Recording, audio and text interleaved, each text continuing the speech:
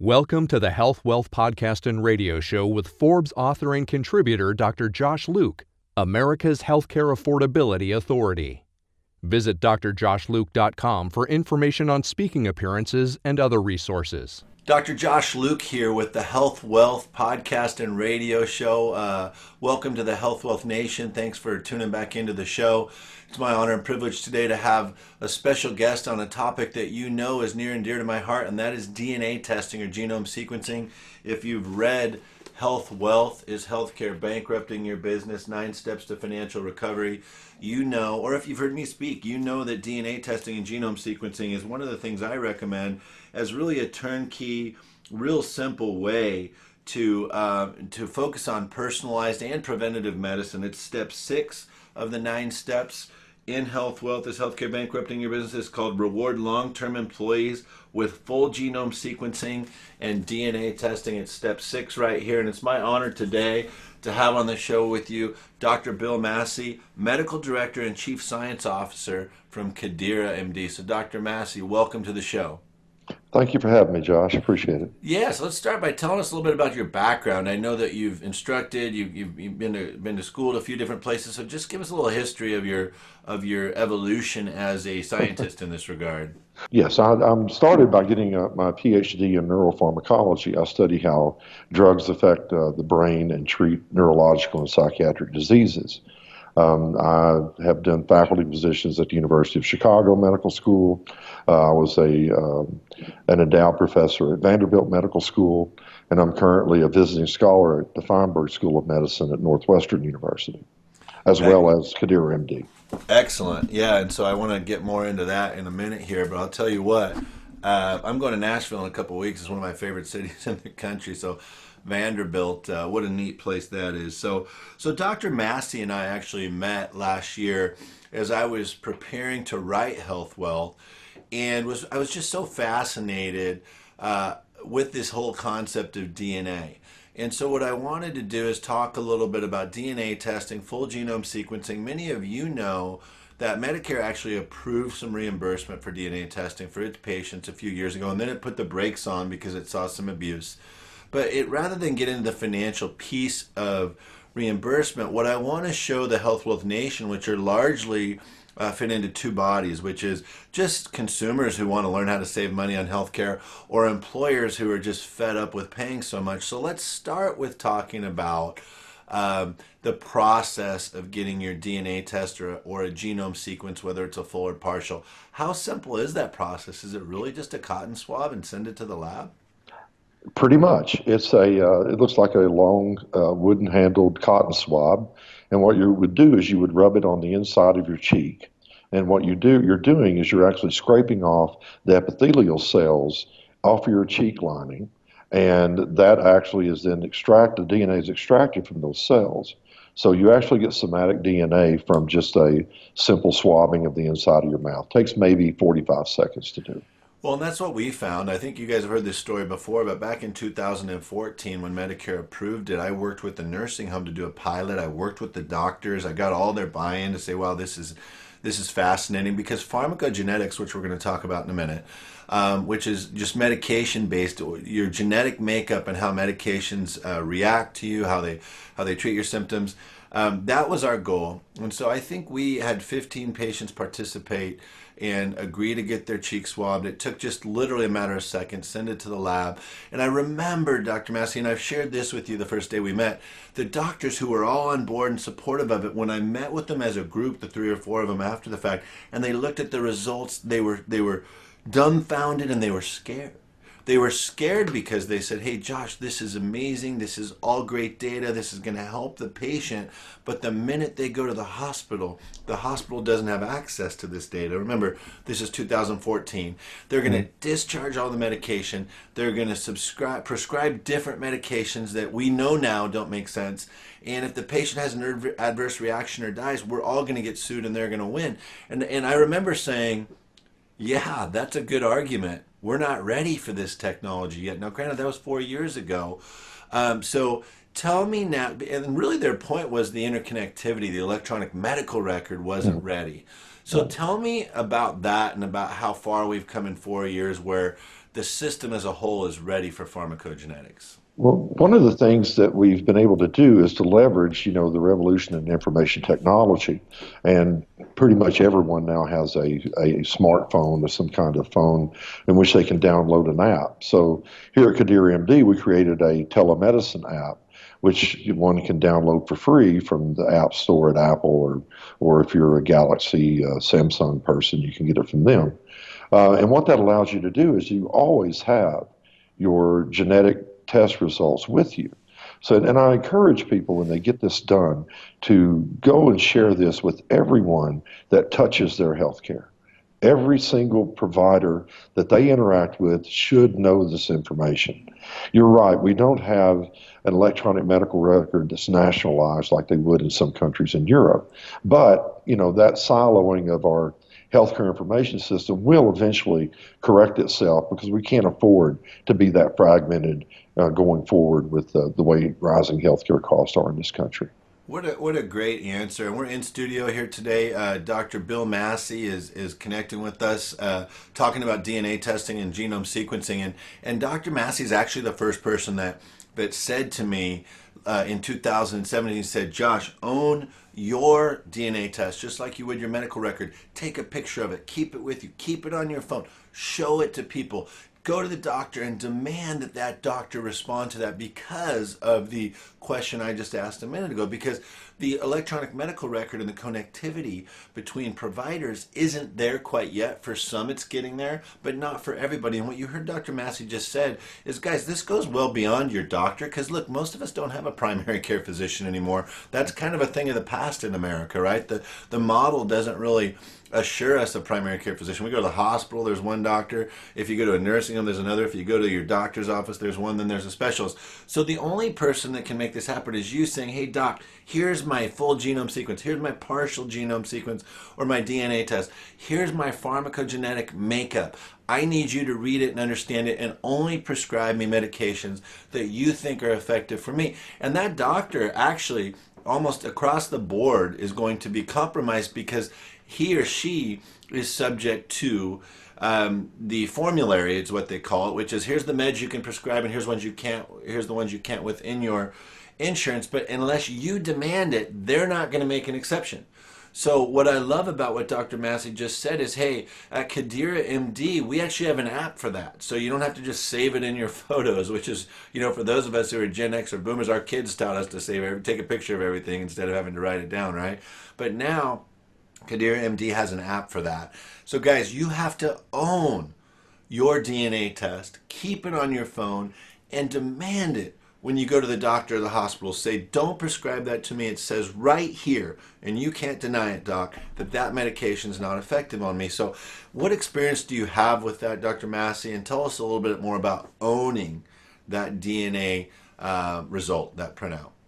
I got into pharmacogenetics in the or later 1990s. Back then, we didn't have the technology to make this affordable in normal clinical practice, and you only really used it in drug development research, where you were trying to find out why particular groups of people would respond to a particular drug, and other people with the same disease and the same symptomatology would not respond. And, the basis for your biology and your individual biological differences are in your DNA, the blueprint that creates all the proteins that are essentially the action molecules in your body that do things. So let's put this myth to bed right now, if in fact it's a myth, Dr. Massey. So many opponents of DNA, and not that I come across a lot, because most people are like, oh, that's fascinating, but it sounds a little bit like witchcraft or Eastern medicine. How real is pharmacogenetics? Is it a science that's 100% real? Is it 90, 80%? How much of me saying, hey, doc, here's the meds that work, here's the ones that my genetic makeup isn't really conducive to, how much of that is real and how much of it is still being studied? It is very solid from a scientific and medical science perspective. For instance, FDA is very picky about what they put in product labels. In other words, if you go to add something to your product label with FDA and get it approved in the labeling, it's a pretty arduous process. However, there are over 100 medications that have pharmacogenetic information in their label. In other words, the Food and Drug Administration of the United States believes that for you to successfully use and prescribe this particular medication, that you need to understand this particular genetic mutation in order to do that. So it's not a fantasy, it's not a myth. It's very solid, based on very solid science. In the case of looking at genes that affect drug metabolism, you're looking at very general principles of pharmacology, such as dose response and blood concentration response, and then how that relates to your overall toxicity or your therapeutic benefit from a drug. So really quickly, I heard a sound effect in the background that sounded like a bottle of champagne popping there. Are we celebrating Health Wealth becoming a bestseller here, Dr. Massey? Because, share the wealth, and we got champagne over there. So Dr. Massey actually was very influential in helping me, steer me when we wrote Step 6 of Health Wealth, which is DNA testing. And because this book is written for businesses, the title is Reward Your Long-Term Employees at Their 1 or 2 year anniversary with Full Genome Sequencing or a DNA Test. That means pay for it. And for the most part, it's anywhere from $300 to about $1,300 or $1,400 from my research. Dr. Massey, is that consistent for a partial or full genome sequence? That would, for a full genome sequence, you're probably on the upper range of that. But yeah. The interesting part is that you don't really have to do the full genome sequence at this time, because there are so many genes, and we don't know how these particular mutations relate to, your response to a drug, your response to a particular vitamin, or how you deal with exogenous chemicals. But we do know some very important ones, like the ones that FDA puts in their labeling. And we do know mutations that affect drug metabolizing enzymes and how quickly or how impaired you might be at excreting and eliminating drugs from your system. And if you accumulate drugs in your body, you can get to a level that actually becomes toxic. So that's one area that we know that we can rely on, that's based on solid principles that go across drug classes. On the other side, we also know of particular mutations that affect response genes. In other words, they affect how the receptor that the drug acts at to produce its therapeutic response, how that receptor responds to the drug. Either you might not make the receptor, or the receptor might be impaired, and that can affect whether or not you can actually get any clinical benefit from a particular drug. Awesome stuff. And I know we try not to get too technical on this show, but Dr. Massey has really simplified this whole process. So let's transition now from pharmacogenetics, which Dr. Massey has confirmed what we said in Health Wealth is, hey guys, this is real. It's just a matter of getting it, you putting it on your phone, and you demanding it from your physicians, pharmacists, caretakers, all of the above. Let's move on to a subject that is not as a perfect science yet, but there's still benefits, and that's pretty much how we addressed it in Health Wealth. And guys, for those of you who are unaware, Health Wealth for Business came out in January. It hit bestseller on day one, thanks to all of you guys on Amazon. Health Wealth is Healthcare Bankrupting Your Family will be out in September, and it will address a lot of these same concepts, but how you as an individual or a family can save thousands annually. And rest assured, DNA testing will still be one of the primary ways to do that. And the good news is, my first suggestion is go to your employer and see if they'll pay for it. But if not, you have companies out there like Helix, like Kadira, others that are out there. Of course, you've heard of 23andMe. There was a little bit of a PR hiccup coming out of the gate years ago with 23andMe. But since then, DNA testing, guys, it's real. So we're talking about pharmacogenetics. Let's move on from that to a science that's not as perfect, but it's still real, and there are benefits, and that's nutrigenetics. And we talk about this in Health-Wealth. So, Dr. Massey, you said with certainty, hey, pharmacogenetics is real, and it's not just about which medications, but about what dosages are probably most appropriate. Tell us how getting a DNA test or a full genome sequence can benefit us from a nutritional standpoint. Well, we can test for mutations that affect how you might process or absorb particular vitamins from in other words, getting nutrition from your actual diet. What really doesn't work, there's plenty of those mutations that we have known associations with vitamin deficiencies or vitamin inefficiencies that you can then rectify by adding or supplementing to your diet a particular form of a particular vitamin, or increasing the dose of it if you're inefficient at processing it. So that is there. What is not real, as far as I can tell so far, are genetic tests that tell you how you might respond to a particular type of diet. In fact, a study just came out last week that showed that looking at genes that affect, that were supposed to predict for whether or not a fat or ketogenic diet is better for you than a low carb diet or a high carb diet or whatever, that it did not matter. In other words, when they looked at weight loss, they did not see a correlation between weight loss, the type of diet, and the genetic makeup of the individual for the genes that they tested. So that part of it is not as solid. What is very solid are some of the very specific vitamin deficiencies. Again, think of a vitamin just as another exogenous chemical, just like a drug might be. And so it makes sense that that sort of thing would be much more precise, and that you would be more accurate in making some sort of assumption from a genetic result that's related to a vitamin either processing or response action. So in Health-Wealth, we talk about, we use the word very loosely and vaguely by choice. By design, we use the word fuel when we talk about nutrigenetics. Mm-hmm. And so while, as Dr. Massey's clearly pointed out, there's not really going to be some generic, hey, this food's a fuel and this one isn't, as some people might want you to believe. It's more about, hey, this food is not necessarily a fuel for you, because the way we're interpreting, there's a vitamin deficiency, a nutritional deficiency. It's a higher cholesterol resulting food for you. So nutrigenetics is a real science, but make sure that you understand what type of science we're talking about, and how you're going to learn from it. Which I want to advance that to the next discussion, Dr. Massey, which is, there's these voluntary DNA testing projects going on throughout the country. Probably the most commonly known one is MyCode going on at Geisinger. Dr. David Feinberg used to be the CEO at UCLA Health, now at Geisinger, very passionate about personalized medicine. Dr. Tony Slonim, CEO at Renown Health in Reno, Northern Nevada. He's partnered with Helix and the Desert Research Institute there in Nevada to do a voluntary program. What's cool about those is both of them sold out, for lack of a better term, in the first day. There's such an interest in this personalized and preventative medicine.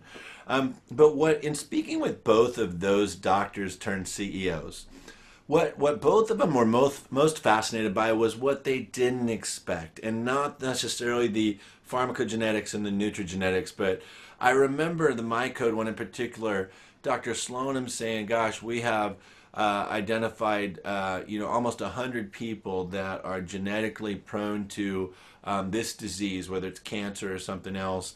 They've also identified people who might be related and didn't know it. So tell us about what you think is the great unknown as it pertains to DNA testing and genome sequencing for an individual like me or one of the listeners. Hey, you're going to also learn A, B, and C, which you weren't even thinking about when we talk about pharmacogenetics and nutrigenetics.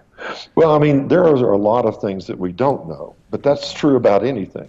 But the beautiful part of it is we do know very useful things, and we do know them very well. I'll give you an example just based on your comment previous. There is a enzyme in your body called methylene tetrahydrofolate reductase. We're going to ask you to spell that at the end of the show here. We call it MTHFR. So anyway, it's just say it 3 times fast. But anyway, MTHFR converts the vitamin folate into methylfolate. And folic acid or folate, which people that women that have been pregnant probably were put on folic acid because it's important for the development of a newborn's nervous system and a fetus's nervous system. So that particular vitamin, if you don't convert it to methylfolate, it's not active, and it's crucial. In other words, it's involved in it's a critical cofactor in the synthesis of the neurotransmitter serotonin. If you have mutations, there are two mutations that are really well characterized, and most people test for both. I test for both. And if you have impaired MTHFR function, you can't make methylfolate, you can't make serotonin, and you're at much increased risk for developing major depressive disorder. You're also at increased risk of cancer because one of the intermediate chemicals in those reactions is methionine, which is a donor of methyl groups.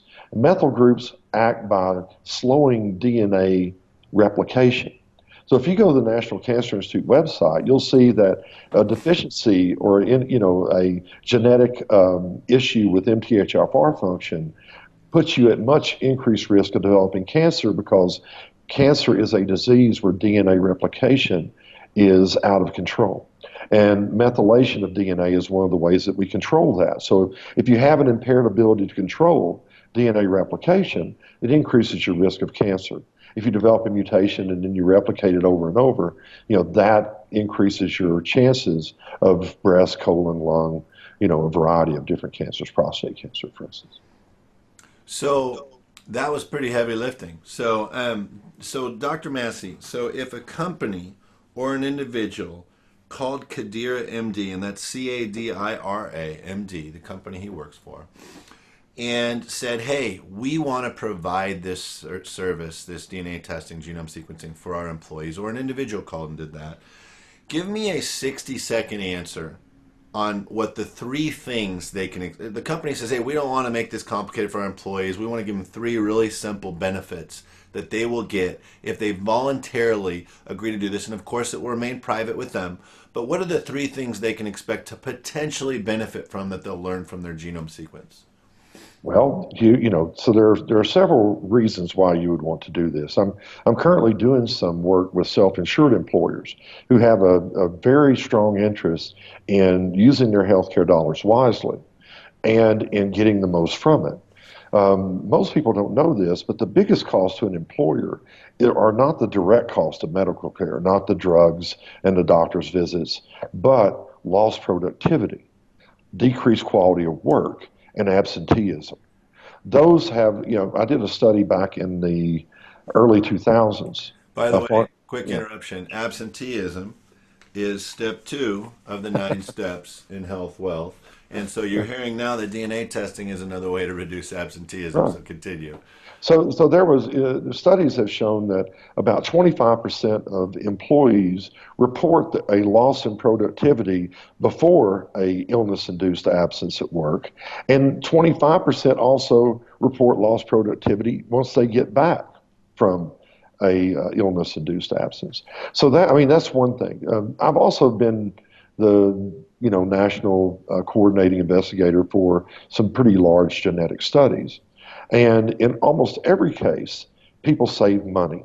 They save money because they don't prescribe medications that don't work anymore. They don't prescribe medications that could cause someone to feel badly or to impair their performance by side effect burden that's beyond what it should be. And there are genetic reasons we can predict those things.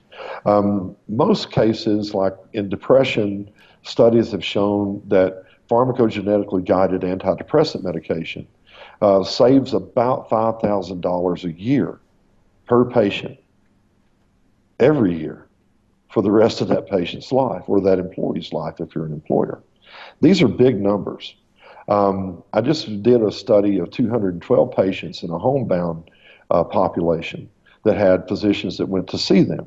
And the insurance company was very interested in holding down costs because they were capitated patients. In other words, they took a set dollar amount per year for each of these patients. And they were very sick. So one emergency room visit costs a lot of money. Sure. If you can prevent a few emergency room visits, you have seriously decreased expenditures for the insurance company. In that particular study, we showed that over $4,000 per patient per year were saved from using pharmacogenetically guided medication management. Now, the other thing that we do is, a lot of times you'll go to a physician, let's say you have hypertension, they'll give you an antihypertensive drug, and it doesn't work. Well, they'll add another one on. They won't stop the one that you were on previously. Let's add another one on. And you end up taking 5 or 6 drugs for the same for the same issue. And what we found is that you can determine which of those meds is ineffective because of your biology, therefore you should stop taking it. It's doing nothing for you. And we can do that and reduce the number of meds that people are on, which reduces the number of drug-drug interactions that they're exposed to, which can also, I don't know if adverse drug reactions is the fourth leading cause of death in the United States. Almost the same magnitude as stroke, which is the third leading cause of death in the United States.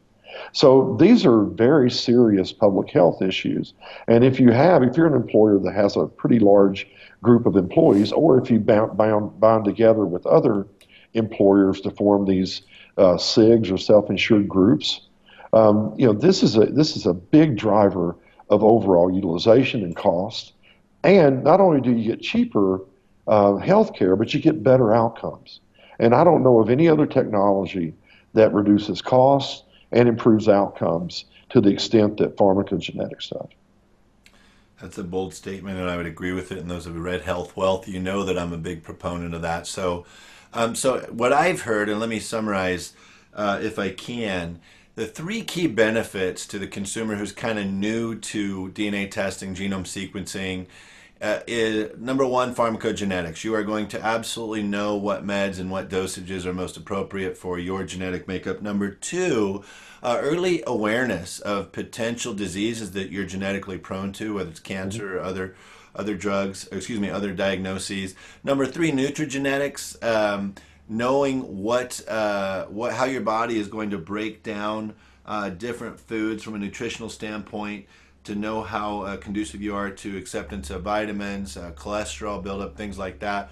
And what I heard also that I think was really critical, a big stat, that if you are already aware that you suffer from depression or that your employees do, you can save up to $5,000 a year, every year, by better understanding their genetic makeup. Those are real dollars, and those are real solutions. They really get to the triple aim of healthcare, as the Obama administration identified. So I want to wrap up with the same question we always wrap up with, a little more lighthearted than talking science with the doctor here.